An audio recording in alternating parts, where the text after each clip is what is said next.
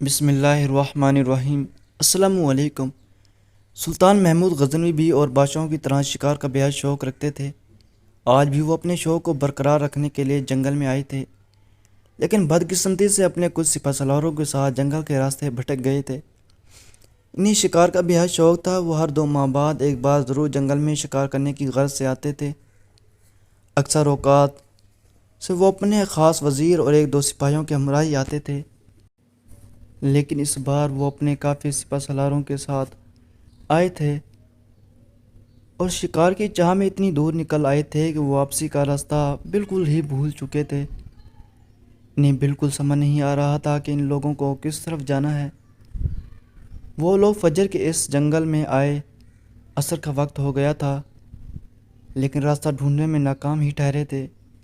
سلطان محمود غزنوی پریشان ہو رہے تھے کیونکہ انہیں اب اپنے محل واپس پہنچنا تھا، لیکن وقت کی رفتار بالکل بھی تھمنے کا نام نہیں لے رہی تھی اور ان کی پریشانی حد سے سوا تھی۔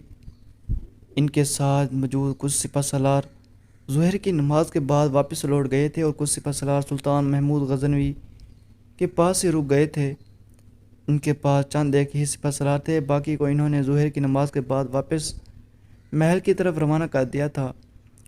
کچھ سپاہیوں کو واپس کرنے کا مقصد بھی یہی تھا کہ وہ لوگ دن کے اوقات نکل رہے تھے، یعنی انہیں راستہ آرام سے مل جاتا۔ انہوں نے یہی سوچا تھا کہ وہ سپاہی جاتے جاتے ان کے لیے کچھ نشانیاں چھوڑ جائیں گے تاکہ جب وہ لوگ محل کی طرف روانہ ہوں تو انہیں راستہ ڈھونڈنے میں مشکل پیش نہ آئے۔ لیکن ان لوگوں نے جتنا بھی راستہ اب تک تلاش کیا تھا، اس میں انہیں ابھی تک اپنے کسی بھی سپہ سالار کی طرف سے چھوڑی ہوئی نشانی نظر نہیں آئی تھی، اور یہی ان کی پریشانی کو بڑھا رہی تھی۔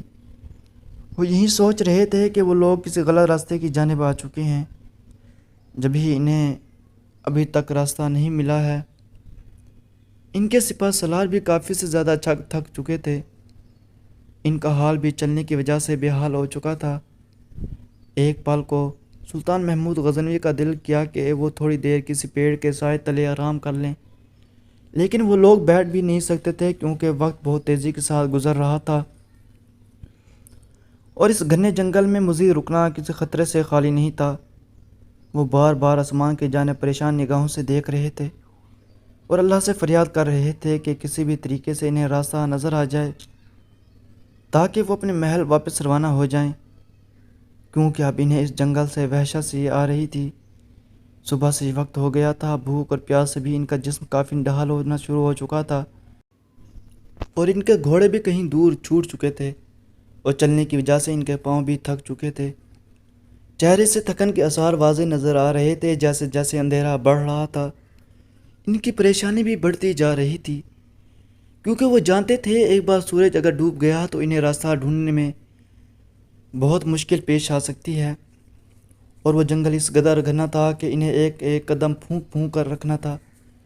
وہاں پر بہت سے جنگلی جانور موجود تھے۔ رات ہونے کے بعد کچھ نظر نہیں آنا تھا، اور اگر ایسے وقت میں کوئی جانور ان پر حملہ ہوتا تو وہ خود کی حفاظت بھی نہیں کر پاتے۔ سلطان محمود غزنوی راستہ تلاش کرتے کرتے جنگل کے آخری حصے کی جانب آ گئے تھے، لیکن اس کے باوجود بھی انہیں کوئی ایسا راستہ نظر نہیں آ رہا تھا جس سے وہ لوگ فوراً ہی جنگل سے باہر نکل آتے۔ تھوڑی دور ان کو ایک دریا سا نظر آیا۔ پیاس کی وجہ سے ان کا حلق سوکھ چکا تھا۔ یکدم ہی پیاس نے زور پکڑا تو وہ اپنے سپہ سالاروں کے ساتھ اس دریا کے پاس جانے لگے۔ جیسے جیسے وہ دریا کے قریب آ رہے تھے، سب چیزیں صاف نظر آنا شروع ہو چکی تھیں۔ وہاں پر اچانک ہی انہیں ایسا محسوس ہوا کہ دریا کے کنارے کوئی 2 عورتیں بیٹھی ہوئی ہوں۔ انہوں نے غور سے دیکھا تو ایک بہت ہی خوبصورت لباس میں لڑکی دریا میں پاؤں ڈالے دنیا مافیا سے بے خبر خود میں مگن سی تھی۔ اس کے برابر میں ہی ایک اور لڑکی بھی بہت اچھے لباس میں دریا میں ہی پیر ڈالے اس والی لڑکی سے محو گفتگو تھی۔ ایک پل کو وہ وہیں پر ٹھہر سے گئے۔ ان کے ساتھ موجود سپہ سالار بھی ان دونوں لڑکیوں کو دیکھنے لگے۔ وہ لوگ ابھی ان دونوں لڑکیوں کو دیکھ ہی رہے تھے کہ اچانک سے سلطان محمود غزنوی کی نظر جھاڑیوں پر پڑی جو ہل رہی تھیں۔ یقیناً وہاں پر کوئی جانور موجود تھا جو باہر آنے کی تیاری کر رہا تھا۔ وہ بہت غور سے سارے منظر کو اپنی آنکھوں میں قید کر رہے تھے، کیونکہ اگر کوئی بھی غلطی ہوتی تو ان دونوں لڑکیوں کو جان جا سکتی تھی۔ وہ اپنے تیر کمان میں لگا چکے تھے۔ ایک سپہ سالار ان سے کوئی سوال پوچھتا، اس سے پہلے ہی جھاڑیوں میں سے ایک سفید ریچھ ان دونوں لڑکیوں کے پیچھے آ چکا تھا۔ سلطان محمود غزنوی کے چہرے پر ایک دھیمی سی مسکراہٹ آئی تھی۔ ان کے مسکرانے سے ان کی آنکھیں بھی مسکرائی تھیں، جبکہ وہ لڑکیاں بالکل بے خبر اپنے آپ میں مگن پاؤں دریا میں پاؤں ڈالے ایک دوسرے سے باتیں کر رہی تھیں۔ اگر بروقت سلطان محمود غزنوی کی نظر ان جھاڑیوں پر نہیں پڑتی اور وہ اپنے تیر کمان میں نہیں لگاتے تو وہ سفید ریچھ اپنے پنجے کی ضرب ان دونوں لڑکیوں کو لگا چکا ہوتا۔ اس نے جیسے ہی ان پر حملہ وار ہونا چاہا، ویسے ہی سلطان محمود غزنوی نے پے در پے تیر اس جنگلی درندے پر دے مارے، جس سے وہ وہیں ڈھیر ہو گیا۔ ان کے ایسے کرنے سے جنگل میں ایک شور سا برپا ہوا تھا۔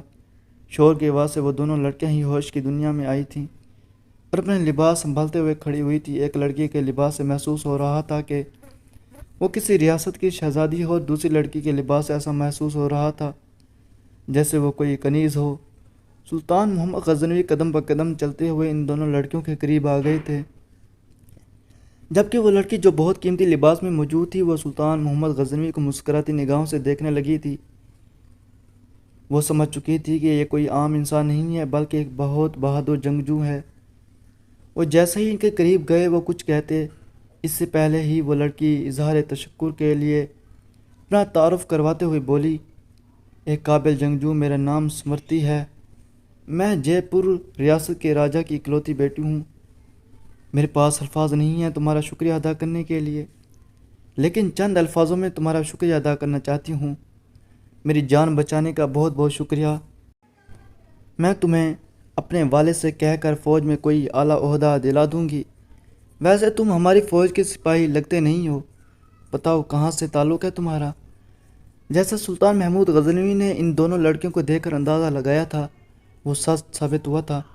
قیمتی لباس والی لڑکی وہ واقعی ایک سلطنت کی شہزادی تھی، جبکہ اس کے ساتھ موجود وہ دوسری والی لڑکی اس شہزادی کی کنیز تھی۔ وہ اپنے لگائے ہوئے انداز پر دھیما سا مسکرائے اور ان کے چہرے پر سمرتی کی دی ہوئی پیشکش سے مزید مسکراہٹ گہری ہو گئی تھی۔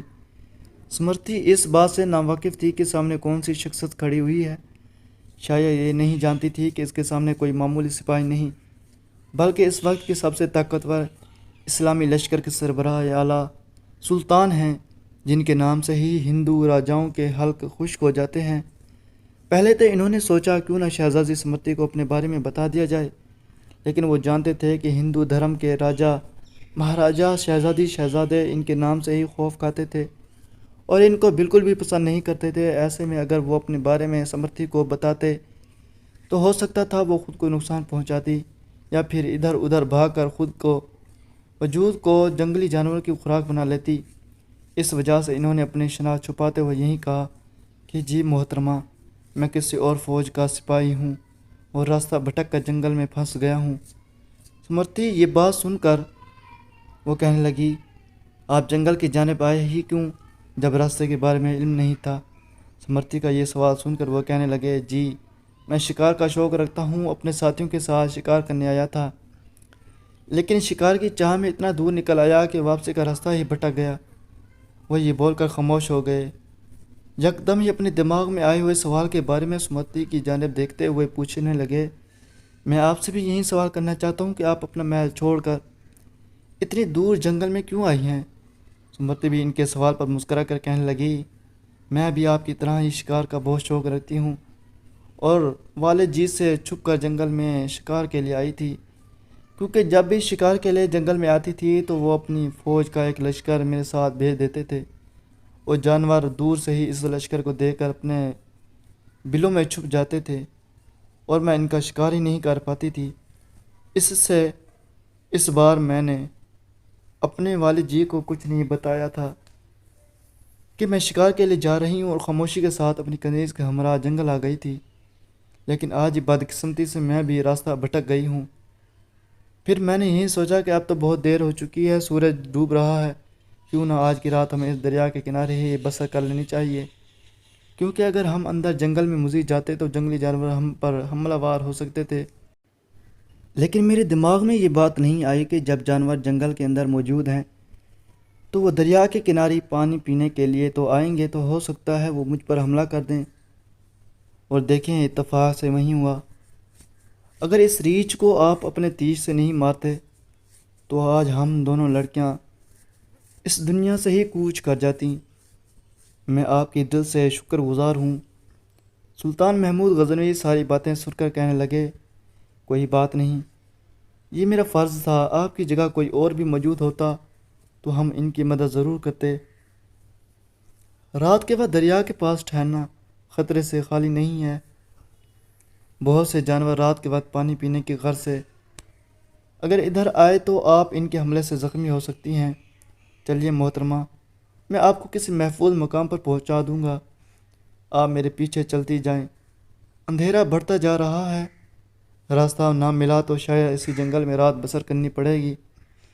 اگر اکیلے رات بسر کریں گے تو ہو سکتا ہے جنگلی جانور ایک بار پھر آپ پر حملہ وار ہو جائیں اور آپ کی بے خیالی کی وجہ سے آپ کو جانی نقصان ہو جائے۔ میں نہیں چاہتا کسی سلطنت کی شہزادی زخمی ہو کر اپنے محل واپس جائیں۔ شہزادی سمرتی جان چکی تھی کہ یہ شخص لالچ اور خوف سے پاک ہے۔ انہوں نے کتنی ساری گفتگو ان سے کی تھی۔ وہ سلطان محمود غزنوی کی نگاہوں کو ہی دیکھ رہی تھیں جو جھکی ہوئی تھیں۔ انہوں نے ایک بار پھر انہیں میلی نگاہوں سے نہیں دیکھا تھا، جبکہ وہ جس لباس میں موجود تھی وہ تھوڑا برہنہ بھی تھا، لیکن اس کے باوجود بھی سلطان محمود غزنوی نے اپنی نظریں جھکائی ہوئی تھیں۔ سمرتی نے جب ان کی آنکھوں میں حیا دیکھی تو خود کو محفوظ محسوس کر کے ان کے پیچھے پیچھے چلنے لگیں۔ وہ لوگ اب جیسے جیسے آگے بڑھتے جا رہے تھے راستہ مزید کٹھن ہو رہے تھے۔ سلطان محمود غزنوی کے ساتھ موجود سپاہی بھی ان راستوں کی وجہ سے پریشان ہو رہے تھے، جبکہ وہ نازک اندام شہزادی کا بھی حال برا تھا۔ لیکن سلطان محمود غزنوی ناڈر انداز میں ساری چیزوں کو پیچھے چھوڑ آگے بڑھتے جا رہے تھے۔ جنگل کی خاردار جھاڑیوں کی وجہ سے شہزادی کے پیر مختلف جگہ سے چلنی ہو چکا تھا۔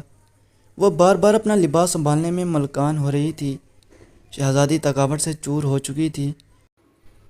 سلطان محمود غزنوی سانس لینے کے لیے ایک پل ٹھہرے تو ان کی نگاہ شہزادی پر پڑی، جو کمر پر ہاتھ رکھے کافی گہرے گہرے سانس لے رہی تھی۔ سلطان نے ایک نظر ان کے وجود پر ڈالی اور دوسری نگاہ انہوں نے ڈالنا گوارا بھی نہیں کیا۔ شہزادی کو ایک سخت پتھروں اور درختوں کی اوٹ کی طرف اشارہ کرتے ہوئے کچھ پل سوچا اور شہزادی سمرتی کی جانب دیکھتے ہوئے کہنے لگے، آپ ادھر آرام کر لیں، رات کی تاریکی بڑھ رہی ہے۔ ایسے میں دو عورتوں کے ساتھ مزید جنگل میں سفر کرنا آسان نہیں ہے، آگے کے راستے مزید کٹھن ہو سکتے ہیں، ایسے میں آپ کو بہت دشواری کا سامنا کرنا پڑے گا۔ موسم میں بھی تغیر کے آثار ہیں، ہم لوگ بھی یہیں آرام کے لیے ٹھہر جاتے ہیں، علیول صبح ہی سب نکلیں گے اور آپ بے فکر رہیں، میں صبح ہوتے ہی آپ کو کسی محفوظ مقام پر پہنچا دوں گا۔ سمرتی کافی دیر تک سوچتی رہی، لیکن اس کے پاس سلطان پر اعتماد کرنے کے علاوہ کوئی دوسرا راستہ نہ تھا۔ اگر وہ ان لوگوں کی مدد نہیں لیتی تو بہت نقصان اٹھاتی، اور ان کی مدد لیتے ہوئے بھی ان کے دماغ میں عجیب عجیب سے خیالات آ رہے تھے کہ ہو سکتا ہے کہیں یہ لوگ ان کی عزت کے لٹیرے نہ بن جائیں۔ سلطان محمود غزنوی جو شہزادی سمرتی سے قدرے فاصلے پر بیٹھے، اچانک ہی ان کی نظر ایک بار پھر ان کے وجود پر پڑی۔ سمرتی خود میں ہی سمیٹنے کی کوشش کر رہی تھی، انہوں نے فوراً ہی محسوس کر لیا تھا شہزادی اپنے بیش قیمت مگر قدرے باریک لباس میں جنگل کی ٹھنڈی رات شاید نہ گزار سکے۔ ان کا لباس جگہ جگہ سے پھٹ بھی چکا تھا۔ سلطان نے اپنی موٹی چادر شہزادی کی طرف اچھال دی اور مائنہ خیز نظروں سے شہزادی کو دیکھا، جیسے کہہ رہے ہوں یہ اوڑھ لیں، سردی روک جائے گی۔ شہزادی نے بلا جھجک چادر اوڑھی اور ٹیک لگا کر درختوں کی اوٹ میں پاؤں پسار لیے۔ سلطان محمود غزنوی اب خاموشی سے آگ جلانے لگے تھے، جبکہ شہزادی سمرتی اپنی خوبصورت جھیل جیسی نگاہیں سلطان کے چہرے کی طرف ہی جمائی ہوئی تھی، جبکہ سلطان محمود غزنوی ابھی تک نظریں جھکائے ایک قریب پڑے بڑے پتھر پر بیٹھ کر آگ جلانے کی کوشش کر رہے تھے، اور ان کے ساتھی بھی آگے پیچھے خاموشی سے بیٹھے ان کی ساری کارروائی دیکھ رہے تھے۔ ان دونوں نے ایک ایک بار سلطان کو یہ کام کرنے سے روکا تھا، کیونکہ وہ لوگ یہ کام خود کرنا چاہتے تھے۔ سلطان محمود غزنوی ایک سلطنت کے بادشاہ تھے اور ان پر یہ کام زیب نہیں دے رہا تھا، لیکن جب وہ شکار یا پھر گشت کے لیے نکلتے تھے وہ بالکل ہی عام انسانوں جیسے ہی سارے کام کرتے تھے۔ ان کی انتھک محنت کے بعد بالآخر آگ جل ہی گئی تھی، لیکن روشنی میں سلطان کا نورانی اور بھرا ہوا وجاہت والا چہرہ چمک رہا تھا۔ کافی دیر وہ وہیں بیٹھے اپنے ہاتھ سینکتے رہے، جسم کو گرمائش پہنچاتے رہے، پھر یکدم اپنی جگہ سے اٹھے جبکہ شہزادی نے خوف کے زیر اثر اپنے پاؤں سمیٹ لیے تھے۔ سلطان بنا ان کی جانب دیکھے ایک مٹی کے ڈھیر کے پاس آ گئے تھے۔ وہ وہاں موجود ایک چھوٹے پتھر پر بیٹھ گئے اور تیمم کرنے لگے۔ پانی پیچھے چھوٹ چکا تھا، اس لیے انہیں وضو کے لیے مٹی بہتر لگی۔ جبکہ ان کے دونوں ساتھیوں نے سلطان محمود غزنوی کو یہ کرتے دیکھا تو وہ بھی نماز پڑھنے کی غرض سے تیمم کرنے کے لیے ان کے پاس آ گئے اور پاس بیٹھ کر تیمم کرنے لگے، اور شہزادی سمرتی اور اس کے ساتھ موجود کنیز ان لوگوں کو حیرت سے دیکھنے لگی کہ یہ لوگ مٹی سے کیا کر رہے ہیں۔ کنیز یہ سب دیکھتے ہوئے شہزادی سمرتی کے قریب جھکی اور سرگوشی زدہ آواز میں کہنے لگی، شہزادی یہ لوگ کیا پاگل ہو گئے ہیں جو یہ مٹی کو اپنے جسم پر مل رہے ہیں؟ جبکہ سمرتی یہ سب بہت دلچسپی سے دیکھ رہی تھی، اس نے کنیز کو خاموش رہنے کا اشارہ کیا اور ان لوگوں کو غور سے دیکھنے لگی۔ سلطان اور ان کے ساتھیوں نے تیمم کیا اور اپنی جگہ سے کھڑے ہو کر واپس اس جگہ آ گئے جہاں آگ جل رہی تھی۔ وہاں انہوں نے اپنے مسلح بچھائے اور نماز کی نیت باندھ کر کھڑے ہو گئے۔ یہ منظر دیکھ کر دونوں لڑکیوں کی روح تک کانپ گئی تھی۔ ان دونوں کو بہت برا جھٹکا لگا تھا۔ وہ سہمی ہوئی نگاہوں سے سلطان محمود غزنوی کو نماز پڑھتے ہوئے دیکھ رہی تھی۔ وہ اس بات سے نہیں ڈری تھی کہ یہ لوگ مسلمان ہیں۔ ان کے سامنے کئی مسلمان آئے تھے، لیکن ان کے دماغ میں اس وقت عجیب سوچیں آ رہی تھیں۔ سلطان محمود غزنوی نے کہا کہ وہ کسی اور فوج کے جنگجو ہیں، لیکن انہوں نے یہ نہیں بتایا تھا کہ وہ کس فوج کے جنگجو ہیں۔ وہ اس بات سے گھبرا رہی تھیں کہ کہیں یہ تینوں مرد غزنوی کے لشکر سے تو نہیں، کیونکہ ان کے نام کا چرچا سارے جہاں میں مشہور تھا کہ وہ لوگ کسی بھی غلط انسان اور غیر مسلم پر رحم نہیں کھاتے، بلکہ اپنی تلواروں سے کاٹ کر رکھ دیتے ہیں۔ ان کی کنیز بھی کافی سہم چکی تھی۔ وہ شہزادی سمرتی کے قریب جھکی اور کہنے لگی، شہزادی صاحبہ یہ تینوں مرد تو مسلمان ہیں، یعنی یہ تو لٹیرے ہیں، گائے بھینس بکری سب کا ماंس کھاتے ہیں، یہ ہمیں زندہ نہیں چھوڑیں گے۔ ہم دونوں کی لاشیں ہی صبح جنگل سے نکلیں گی، یہ لوگ ہمیں کہیں کا نہیں چھوڑیں گے۔ شہزادی ویسے ہی خوف زدہ تھی، اوپر سے کنیز کا ہیبت پھیلانا شہزادی کو غصہ دلا چکا تھا۔ انہوں نے غصے کے علم میں اسے جھڑک دیا اور خود سلطان محمود غزنوی کے چہرے کو دیکھتے ہوئے گزرتے وقت کو یاد کرنے لگی۔ اگر یہ اتنا ہی شفاق و ظالم ہوتا تو مجھے ریچھ سے نہ بچاتا۔ ان کے دماغ میں اب منفی کی بجائے مثبت خیالات گردش کرنے لگے۔ نہ چاہتے ہوئے بھی شہزادی کا دل پھر سے اطمینان و یقین سے بھر گیا اور وہ سکون سے ایک بار پھر درخت سے ٹیک لگا کر بیٹھ گئی اور سلطان محمود غزنوی کو ہی غور سے دیکھنے لگی۔ وہ ان کو بغور دیکھ رہی تھی۔ ان کے نماز پڑھنے کا انداز شہزادی کو بہت بھلا لگ رہا تھا۔ ان کی نگاہیں ان کے چہرے کا ہی طواف کر رہی تھیں۔ سلطان محمود غزنوی خود کے وجود پر شہزادی کی نگاہیں محسوس کر رہے تھے، لیکن انہوں نے ایک بار پھر ان کی جانب نہیں دیکھا تھا۔ نماز مکمل کر کے ان کے ساتھ ہی آرام کرنے کی غرض سے لیٹ چکے تھے، جبکہ سلطان محمود غزنوی نے نماز کے بعد دعا کے لیے ہاتھ اٹھا لیے تھے۔ انہوں نے جیسے ہی بارگاہ الہی میں ہاتھ بلند کیے، ان کی آنکھوں سے آنسو بے اختیار ہی رواں ہونا شروع ہو گئے۔ وہ دعا کرتے وقت زار و قطار رونے لگے۔ نہ جانے وہ کیا دعا کر رہے تھے کہ ان کے آنسو تھمنے کا نام ہی نہیں لے رہے تھے۔ انہوں نے کافی طویل دعا مانگی اور اس کے بعد ہاتھ اپنے چہرے پر پھیر کر خاموشی سے بیٹھ گئے۔ سلطان نے اپنے لباس میں چھپا ہوا اور نوکدار کنجر باہر نکالا۔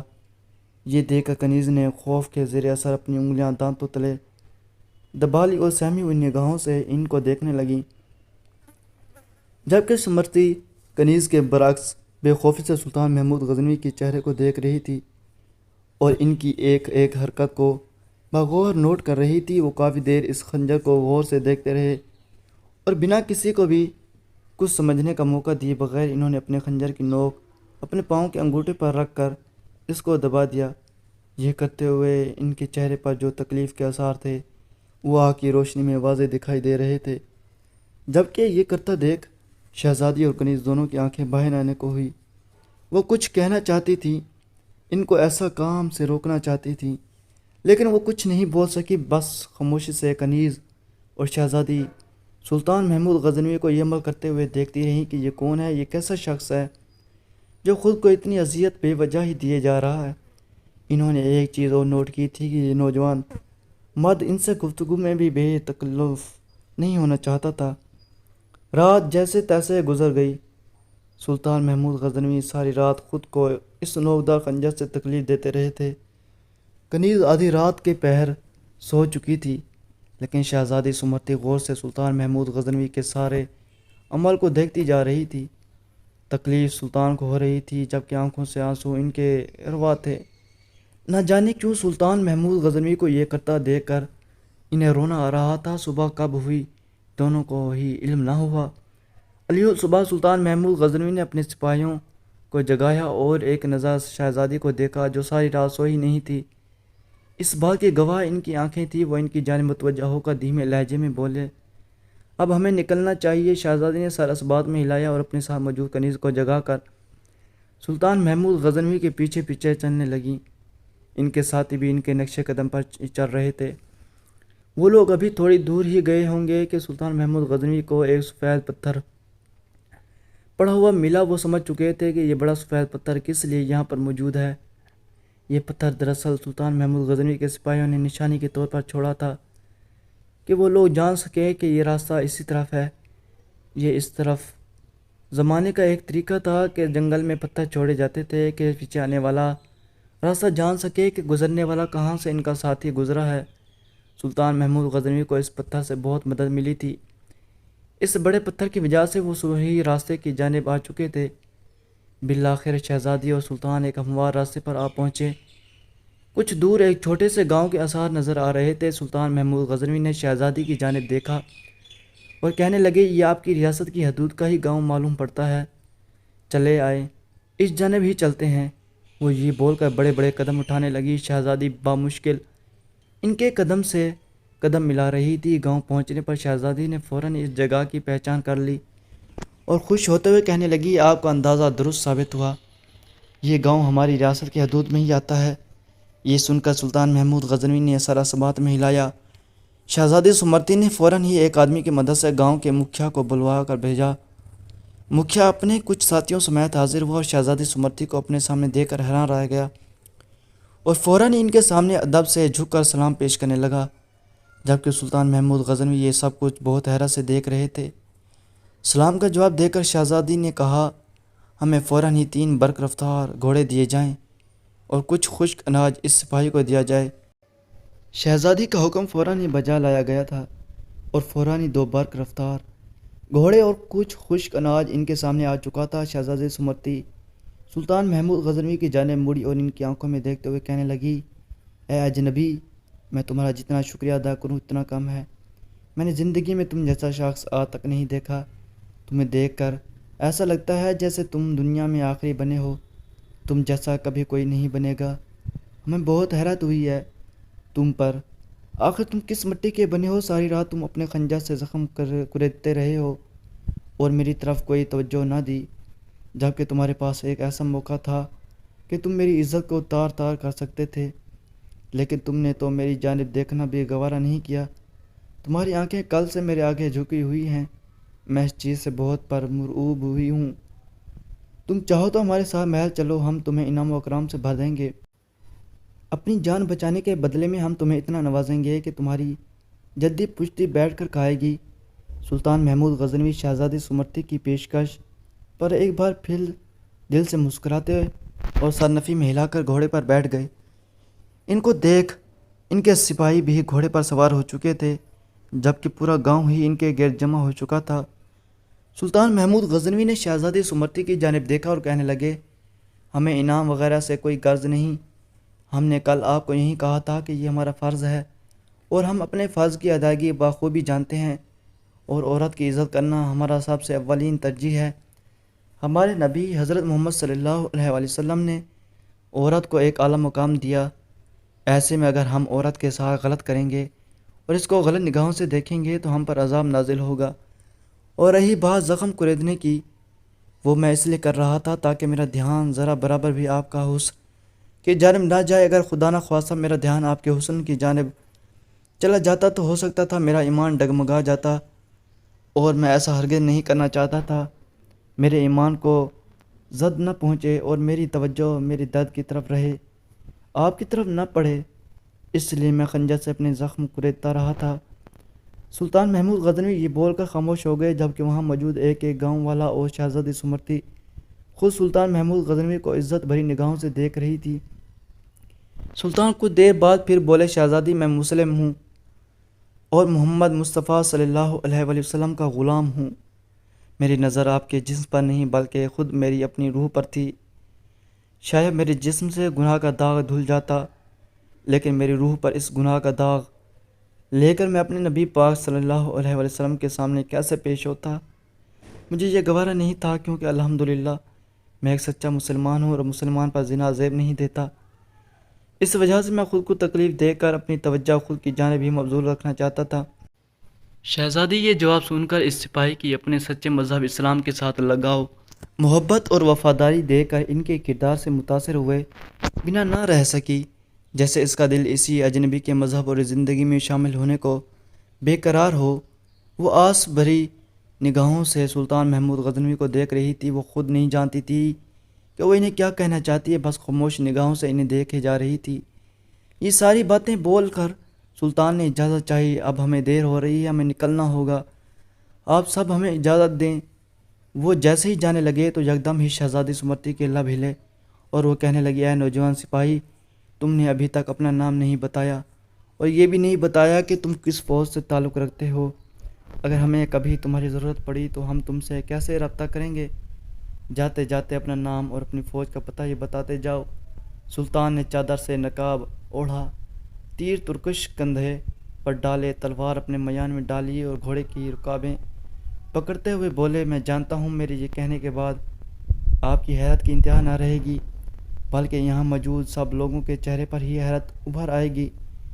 کل رات کو جس انسان سے آپ خوفزدہ ہو رہی تھی میں وہی ہوں، یعنی شہزادی میرا نام سلطان محمود غزنوی ہے اور میں ہی غزنوی کی عظیم و شان فوج کا سپہ سالار اعظم اور سلطان ہوں۔ جبکہ یہ کہنے کی دیر تھی کہ وہاں موجود ایک ایک فرد کا حیرت سے منہ کھل گیا تھا، جبکہ شہزادی سمرتی کی حالت بھی سب سے غیر نہیں تھی۔ وہ بھی حیران و پریشان نگاہوں سے سلطان محمود غزنوی کو دیکھ رہی تھی۔ سلطان نے یہ بول کر گھوڑے کو ایڑ لگا دی اور سرپٹ دوڑتے ہوئے آنکھوں سے اوجھل ہو گئے، جبکہ وہ یہ نہیں جانتے تھے پیچھے موجود شہزادی کی سمرتی کی کیا حالت ہو چکی ہے۔ وہ اپنے محل کی جانب روانہ ہو چکے تھے، جبکہ شہزادی بھی اپنے محل آ گئی تھی، لیکن ان کا دل و دماغ سلطان محمود غزنوی میں ہی اٹک چکا تھا۔ محل آنے کے بعد انہوں نے بہت سے تحائف ان کی شان میں ان کے محل روانہ کیے تھے۔ وہ نہیں جانتی تھی وہ یہ سب کچھ کیوں کر رہی ہیں۔ ان کے والد و والدہ نے ان سے کئی بار یہ سوال پوچھے، تمہیں کیا ہو گیا ہے؟ وہ بہت چاہنے والی شہزادی تھی، لیکن جب سے وہ سلطان محمود غزنوی سے ملی تھی وہ بالکل ہنسنا بھول چکی تھی، جبکہ ان کا دل و دماغ بالکل ان میں اٹک کر رہ گیا تھا۔ کچھ روز بعد وہ اپنے والد کے کمرے میں گئی اور ایک فیصلہ لیتے ہوئے کہنے لگی، مجھے سلطان محمود غزنوی سے شادی کرنی ہے، میں ان کے ساتھ اپنے آگے کی زندگی گزارنا چاہتی ہوں۔